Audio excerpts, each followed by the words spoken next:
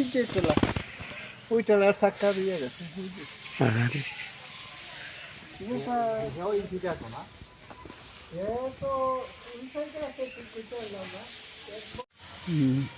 ওই যে ওই ঘরের এখান থেকে ওই ফুচকা লইয়া আইতেছে, তারপর এখান থেকে ইয়ে করিয়া ওই বোলেরো গাড়ি দিয়া ট্রাক, মিনি ট্রাক, এখানে ওই গাড়ি লইয়া এখানে পড়াইছে।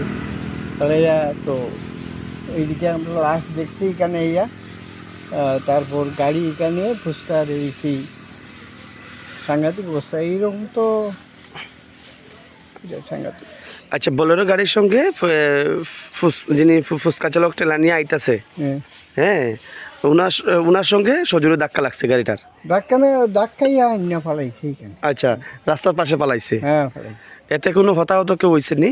হতাহত বলতে একজন মারাত্মক ইঞ্জিন আছে, এরপরে শুনছি এটা মারা গেছে। আচ্ছা, যিনি মারা গেছে ওনার নাম কি? লিটন বসাক। আচ্ছা, ওনার বাড়ি সোনপুর তরুণীনগর। আচ্ছা, বয়স কত হবে ওনার?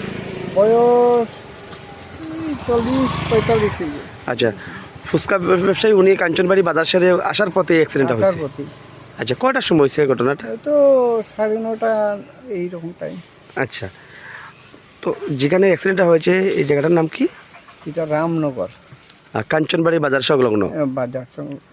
আচ্ছা, তো ঘটনাস্থলে পুলিশ এবং ফায়ার সার্ভিসের কর্মীরা আইছে? ফায়ার সার্ভিস প্রথম আইছে, লাস্টটা উঠে দিয়ে গেছে।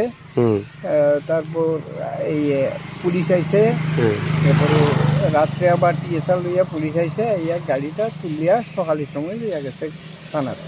আচ্ছা আচ্ছা, যিনি মারা গেছে ওনার পরিবারে কারা কারা আছে জানেননি আপনি? না, ঠিক কইতে পারতাম না। বউ বাচ্চা নিশ্চয়ই থাকবো।